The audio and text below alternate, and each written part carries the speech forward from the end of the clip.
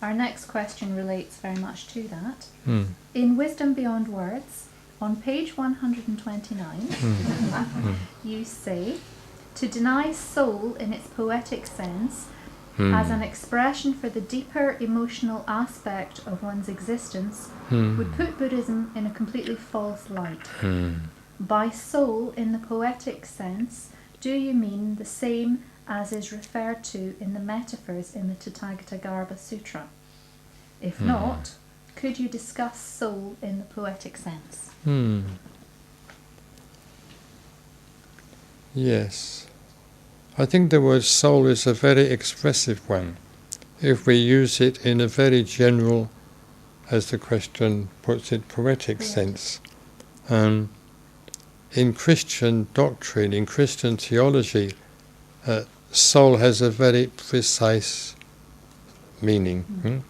And of course, that is not the meaning with which one is concerned when one uses the expression soul poetically.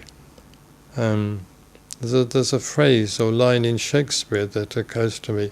He says, "There is a soul of goodness in things evil. Could we discerningly distill it out?"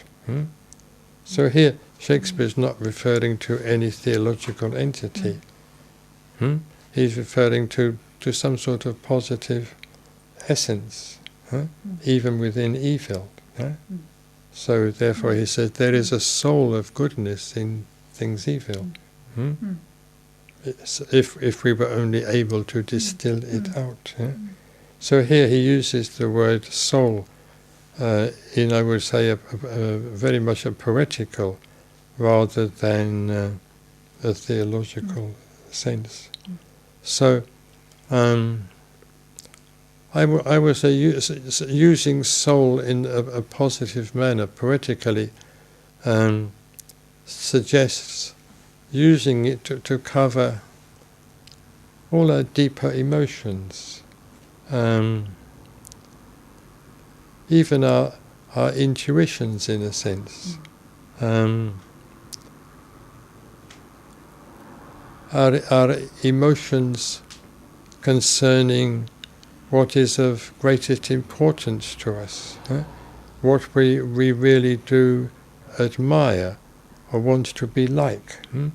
I think soul covers all of those sort of emotions. So I think it would be a pity if we banished the word soul from our English Buddhist vocabulary. Some early translations of Buddhist texts translate anatta as no soul. And I think that did lead to many misunderstandings about the nature of Buddhism, that Buddhism denied the reality and the importance of positive emotions. And as we know, Buddhism attaches great importance to them. It attaches great importance to positive emotions like faith and metta and karuna, mudita and upeksha. So soul can be used to cover all these sort of things. Some of you may be acquainted with the writings of James Hillman, a sort of Jungian, a sort of, you could say, a Jungian reformist or revisionist, and he makes great play with this word soul and attaches great significance to it. Unfortunately, he sometimes does so at the expense of what he calls spirit, or what we might call the transcendental. But I think his emphasis on soul, even on the use of the word soul, is very timely and very helpful. So I think as Buddhists we need not be afraid to use the word soul.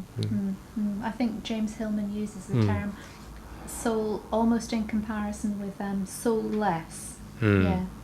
Yes, if we say that someone is soulless, well, we mean they have no genuine, real human feelings.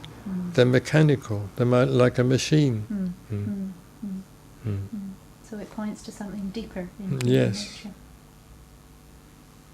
Yes, doesn't Karl Marx use the word soul in a famous phrase? Come on, where are the philosophers and economists? Doesn't he say that religion is the soul of a heartless world? Something like that? Yeah. So yes, here it's used in a very positive sense. Yeah. So we mustn't be afraid to use it, especially if we're writing poetry.